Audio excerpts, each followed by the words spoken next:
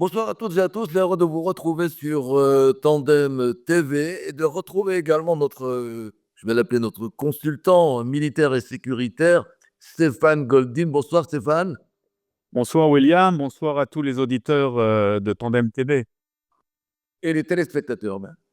Et donc, pour parler ce soir d'une nomination importante, c'était samedi soir dernier par le Premier ministre Benjamin Netanyahou et son ministre de la Défense Israël Katz, d'un nouveau chef d'état-major. Son nom Eyal Zamir. Et donc, c'est un nouveau chef d'état-major. Et qui dit nouveau chef d'état-major dit évidemment nouveau défi sécuritaire pour Israël. Alors, ma première question elle est simple. Qui est Eyal Zamir? Qui est ce nouveau chef d'état-major de Tsahal? Et en fait, dans quel contexte a eu lieu sa nomination? Alors Yael Zamir va devenir le 6 mars le 24e chef d'état-major de Tsahal. Il va succéder à Herzi Halevi. Et c'est vrai que cette nomination s'est faite dans une période relativement complexe et je dirais avec énormément d'interrogations vis-à-vis du public israélien.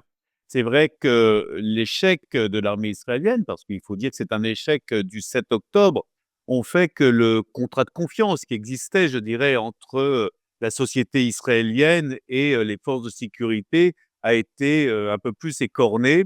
Et donc, il fallait, je dirais, donner une nouvelle chance, un nouveau contrat avec la société israélienne. Alors, il est vrai que le chef d'état-major actuel, Herzi Halevi, a déposé sa démission, ainsi d'ailleurs que le patron de la zone sud. C'est vrai que tout cela s'est fait d'une façon assez précipitée, même si vrai qu'il y avait déjà certaines rumeurs de son départ qui devaient se passer avant, je dirais, la date officielle qui devait avoir lieu pratiquement dans 9 mois. Eyal Zamir, je dirais, est un commandant qui a 59 ans aujourd'hui, qui est né à Eilat, qui est papa de 3 enfants, qui vient d'une famille dont le père était déjà lieutenant-colonel dans l'armée à l'époque et qui a décidé en 1984 de rentrer, non pas ni dans les parachutistes, non pas dans les unités d'élite comme la grande plupart des chefs d'état-major, mais plutôt dans les blindés. Il faut savoir que dans toute l'histoire d'Israël, c'est le deuxième chef d'état-major qui vient de ce corps d'armée des blindés.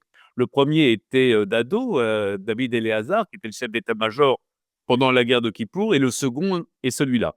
Alors c'est vrai que vous allez me dire: «Pourquoi les blindés?» Mais c'est vrai que la question, pourrait, se poser la question: est-ce que dans le fond Eyal Zamir va avoir la même stratégie que les autres chefs d'état-major? Est-ce qu'on va voir un commandant qui va être complètement, différent? Alors c'est vrai qu'il y a une perception un petit peu différente entre les gens qui viennent de l'infanterie, entre des unités spéciales et celles des blindés. Il faut savoir que dans un blindé, je dirais, il y a 4 personnes, hein. Il y a un commandant, il y a la personne qui charge les obus et qui joue aussi le rôle de communication avec la radio. Il y a, je dirais, celui qui conduit le char, le conducteur du char, et il y a l'artilleur qui tire les obus sur nos ennemis. Et Eyal Zamir était justement artilleur au sein de son équipe de blindés. Alors pourquoi c'est important? Parce qu'il faut comprendre que Israël est une petite armée intelligente qui a dans le fond, été, menée en général par des gens qui venaient ou des Golani ou des parachutistes ou des unités spéciales, et donc il y avait une conception, de l'unité spéciale, d'opérations spéciales. Et dans le fond, la question était de savoir si Tsahal, dans sa grande, je dirais majorité, n'est pas devenu dans le fond une sorte d'unité spéciale élargie. Pourtant qui est reconnu, et on sait très bien que les unités spéciales, israéliennes sont reconnues dans le monde. Et dans le fond, peut-être que la différence avec, quelqu'un qui vient, des blindés, c'est que les gens des blindés, je dirais, ont une vision, je dirais beaucoup plus, comment dire? Beaucoup plus large, beaucoup plus, macro. Parce que c'est vrai qu'ils sont sur des terrains qui sont beaucoup plus grands, avec, souvent des kilomètres face à eux. Et c'est vrai que peut-être, le fait que on ait une vision qui soit différente, mais peut-être pas la même, aura peut-être une, je sais pas comment dire, Influence, une influence influence. sur, les commandements. Même si, depuis de longues et longues années, il y a un travail en commun entre les blindés et l'infanterie, entre les forces spéciales, avec l'aviation évidemment et avec la marine, et aujourd'hui, nous savons très bien que tout le monde travaille, de pair dans le Sahel, et n'importe quelle, je dirais, opération qui doit se faire au sol, et on l'a vu, à Gaza plus particulièrement et au Liban aussi, Israël et n'importe quelle unité, je dirais, d'infanterie a besoin d'un soutien, de l'artillerie et aussi des chars pour pouvoir travailler, pour pouvoir avancer sur le territoire ennemi. Toujours est-il que ce que l'on peut dire sur, Eyal Zamir, c'est quelqu'un qui a, je dirais, énormément de convictions, qui, je dirais, je dirais, a complètement, ne s'occupe pas du tout de politique, mais qui a, je dirais, une vision claire de l'armée, qui est quelqu'un qui va jusqu'au bout des choses, quelqu'un qui est déterminé et qui n'abandonnera pas. Pour, le peu de fois où j'ai pu, l'entendre, j'ai vu que c'était quelqu'un qui était, déterminé, voulant aller jusqu'au bout et voulant évidemment aussi, former, je dirais un petit peu, Tsahal, et il va être important de réformer Tsahal dans, je dirais, les mois qui viennent. D'abord pour que le public, israélien puisse retrouver, je dirais, sa confiance. Il va aussi, falloir, je dirais, réformer Tsahal parce que Tsahal va être aussi, face à une pénurie de soldats, et on le voit actuellement, et toute la Alors, question. une petite seconde, Stéphane, avant de parler donc des tâches principales je dirais, d'Eyal Zamir, du nouveau chef d'état-major. Est-ce qu'il est nommé pour combien de temps? Est-ce qu'il y a une date limite? Alors, il me semble qu'il va être nommé pour, 3 ans, il me semble, je sais pas, il me semble que c'est 3 il me semble que c'est 3 ans. Il me semble que c'est Ok, 3 ans. Il me d'accord. semble que c'est 3 ans. Mais le fait que Eyal Zamir connaisse aussi le monde politique, puisqu'il a été, le secrétaire militaire, de Benyamin Netanyahou en 2012, 2013, 2014, 2015, c'est-à-dire au moment, de l'opération Bordure Protectis. Il a été aussi, il a dirigé jusqu'à il y a encore quelques jours, la direction du ministère de la Défense, et c'est aussi quelqu'un qui a été l'adjoint de l'ancien, chef d'état-major, heu, Kochavi, et il avait surtout en charge, toutes les questions qui touchaient, justement à l'Iran. Donc c'est assez Ah, intéressant ah de oui. voir comment les choses, vont s'orchestrer. Mais comme je vous l'ai dit, Eyal Zamir, c'est quelqu'un qui ne fait pas de bruit, c'est quelqu'un qui ne parle pas beaucoup, c'est quelqu'un qui a énormément de modestie. Je dirais que c'est quelqu'un qui est plutôt dans le faiseux que dans le diseux. Alors, bon, il a fait l'unanimité aussi. Ce qui est extraordinaire, c'est que, il n'y a pas eu de parti ou de personnalité politique qui a dit: «Ah non, non, non, j'en veux pas», et en fait, il fait l'unanimité. Comment expliquer cette unanimité? Bah, il fait cette unanimité parce que c'est vrai que c'est quelqu'un qui a su travailler avec tout le monde, je dirais.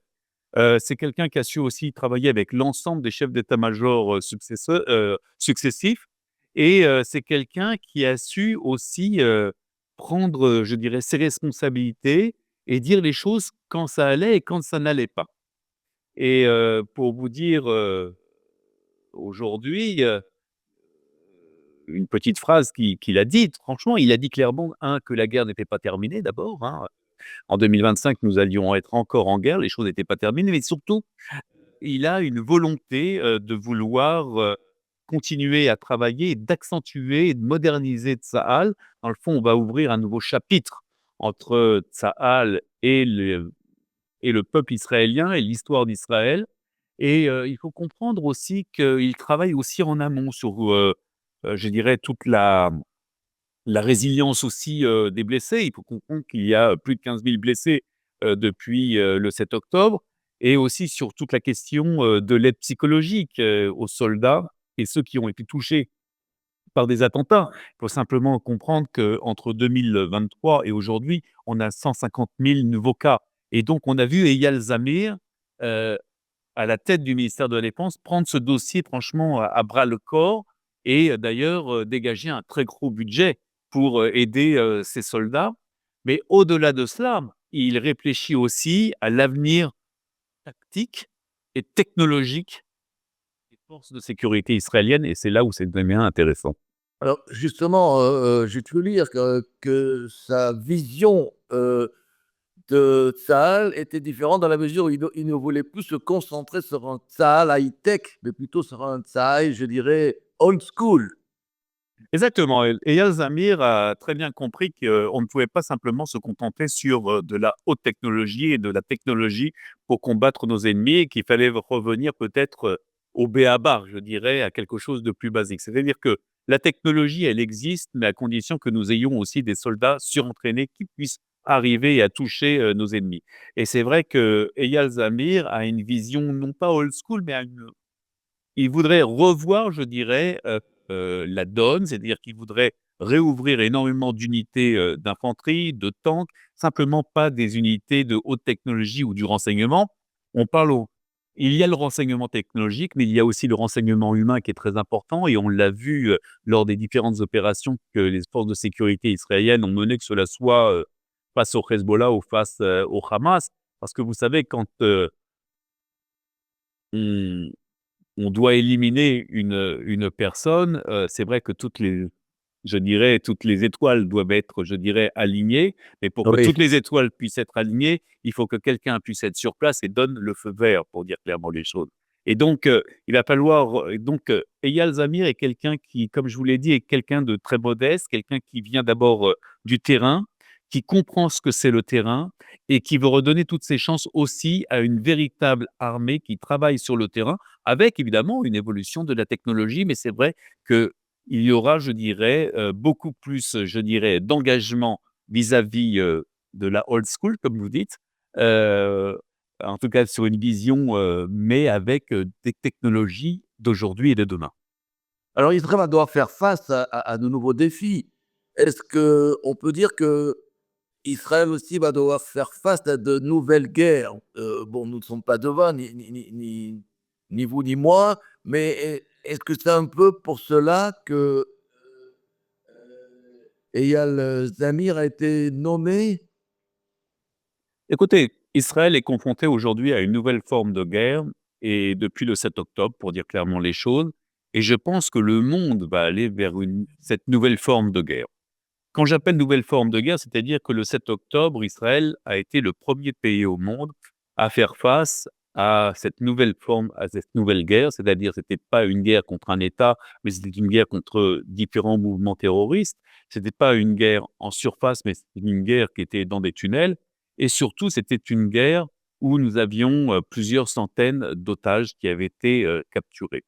Et donc, je reste persuadé que dans les années à venir, nous allons être face à cet nouveau type de combat où, les mouvements terroristes, internationaux, mais plus particulièrement, islamistes, vont, vouloir à tout prix chercher à prendre des otages parce qu'ils voient le résultat que cela donne, ils voient ce qu'ils peuvent en tirer et ils voient aussi que cela fait mal à la société israélienne et que la société israélienne est très émotive sur cette question-là.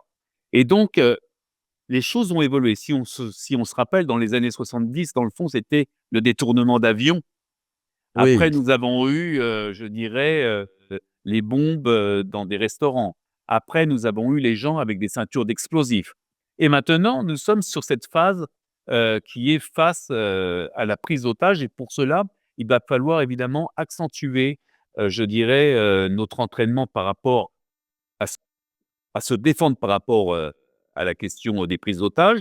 Ça va lui dire aussi changer notre, peut-être modifier un petit peu aussi notre système de renseignement et il va falloir aussi être prêt à toute intervention, je dirais, dans un temps ultra rapide pour pouvoir sauver des otages au cas où. C'est ce qui, concrètement, se fait aujourd'hui, tous les jours, en Judée-Samarie.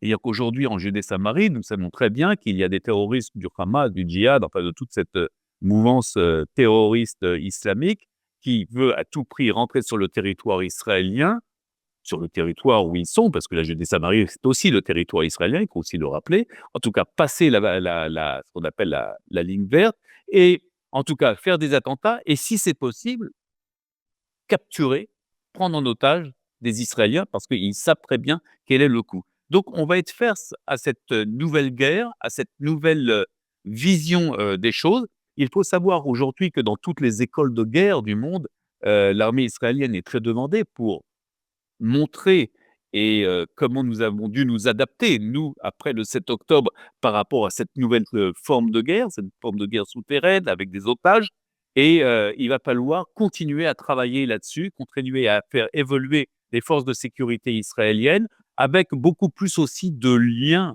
qu'il y a entre les différentes armes. Alors c'est vrai qu'aujourd'hui, il y a énormément de liens entre, je dirais, l'infanterie, les blindés, l'aviation et la marine, mais il va falloir encore un peu plus, je dirais, augmenter cette, coopération interarmes pour justement arriver à des je dirais, à des résultats qui sont encore beaucoup plus, satisfaisants.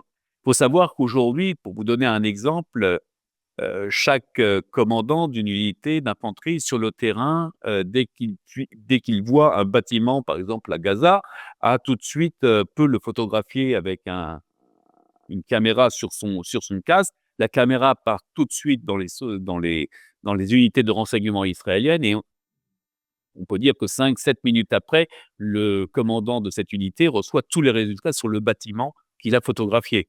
Et par contre, il va falloir encore accélérer le mouvement, il va falloir continuer à travailler là-dessus, mais tout ça va se faire avec justement une nouvelle vision, avec une nouvelle forme aussi et avec aussi une nouvelle technologie qui est de plus en plus présente aussi au sein même des armées qui reviennent à un combat plus classique.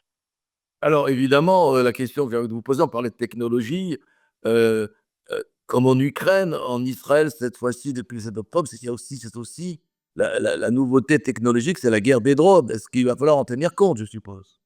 Bien sûr qu'il va falloir en tenir compte parce que c'est vrai que les drones aujourd'hui, je dirais, sont un acteur, D'autant plus un que les outil, Iraniens sont excusez-moi, mais d'autant plus que les Iraniens sont pas mauvais, ah, ah bah, les sur les drones.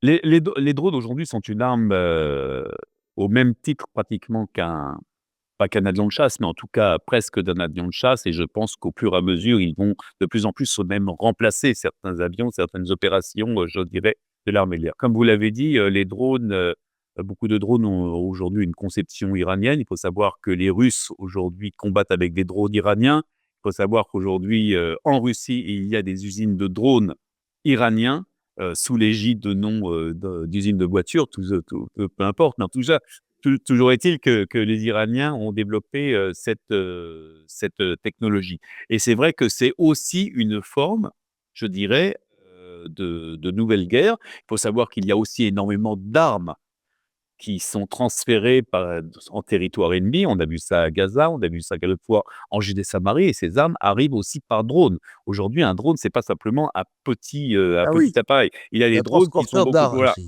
c'est un transporteur d'armes. Comme le drone aujourd'hui peut transporter des médicaments, comme le drone peut transporter énormément de choses, même votre courrier, sûrement pas, demain. Toujours est-il que le drone peut aussi transporter des armes, peut transporter énormément de choses et surtout le drone aussi a une possibilité de faire du repérage photographique et donc du renseignement. Et donc, il va falloir aussi trouver des systèmes de brouillage, de détection de ces drones et aussi de pouvoir les abattre. Alors, actuellement, c'est vrai, nous avons Dôme de Fer, nous avons Fred, nous avons XY, mais c'est vrai qu'il va falloir aussi, et je sais que c'est pour l'instant plus que développé aussi, des armes qui pourront justement détourner et détruire ces drones je dirais, en vol avant, en tout cas les détecter, largement en amont. Finalement, est-ce qu'on peut Alors dire que pardon, je voudrais revenir sur les drones. oui, Attention, j'ai parlé de nos ennemis, mais il faut savoir aussi qu'Israël a aussi une très grosse capacité, en armement de drones et on l'a vu au moment où il y a eu les différentes attaques sur le territoire iranien, par exemple. et puis, est-ce qu'on peut dire finalement, ce sera peut-être d'ailleurs ma dernière question, Stéphane, Goldin, je rappelle que vous êtes, notre, allez, conseiller sécuritaire et militaire. Est-ce qu'on peut dire qu'Israël aujourd'hui ouvre une nouvelle ère, finalement, dans sa défense avec l'arrivée d'Eyal Zamir? Je pense que nous ouvrons une nouvelle page. Je pense que nous ouvrons une nouvelle page, parce que, Eyal Zamir va arriver. Comme on l'a dit, c'est quelqu'un qui vient pas, je dirais, du monde de l'infanterie, du monde des unités spéciales.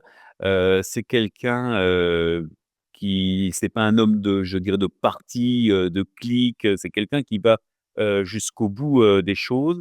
Il n'a aucune considération étrangère, mais surtout, il a une véritable vision de vouloir faire avancer Tsahal, de vouloir faire avancer l'ensemble des forces de sécurité israéliennes et il a surtout, envie, je dirais, de, recréer ce et de remettre en place ce contrat de confiance entre l'État d'Israël, sa population et les forces de sécurité israéliennes et on le voit dans toutes ses prises de parole, c'est quelqu'un qui ne parle pas à demi-mot, c'est quelqu'un qui dit, je dirais, les choses clairement. Il a clairement dit, qui seraient, les nouvelles nominations, au sein de son entourage, son adjoint, le patron, du front sud, le patron du front nord et cetera. Donc les choses, je dirais, sont très claires et de plus, c'est quelqu'un qui a dit clairement, qu'il souhaitait aussi, qu'il y ait un enrôlement de tous les Israéliens, y compris aussi, les ultra-orthodoxes et donc il y aura sûrement des débats là-dessus, mais toujours est-il que c'est quelqu'un qui va jusqu'au bout des choses, qui, n'a pas peur, je dirais, au non plus, je dirais du de la contradiction. Mais comme il l'a dit, dernièrement, il a dit clairement: «Les défis, de sont complètement encore devant nous. 2025 va continuer à être, une année, malheureusement, de guerre, de combat» et il a dit clairement, je pense qu'il faut redire un peu ses propos, et quand il dit: «Nous prouverons à nos ennemis, qu'ils sont face à un point puissant et déterminé et victorieux» et donc il le dit avec force, c'est-à-dire c'est ancré en lui, c'est franchement, là, ça tient et il cite d'ailleurs un verset du livre des psaumes, qui dit, «Je poursuivrai mes ennemis, et je les atteindrai» et donc on voit très bien que Eyal Zamir est quelqu'un de déterminé qui veut, donner, je dirais, cette nouvelle vision de Tsahal, qui veut ouvrir une nouvelle page entre Tsahal et l'État d'Israël, qui veut à tout prix que Tsahal puisse rester aussi une armée du peuple et dans le fond, on ne peut dire qu'une chose: Behatzlacha Eyal Zamir, bonne chance à Eyal Zamir. Eh bien, merci Stéphane Goldin. Effectivement, bah, souhaiter bonne chance à ce nouveau chef d'état-major de Tsahal, Eyal Zamir. À bientôt sur Tandem TV.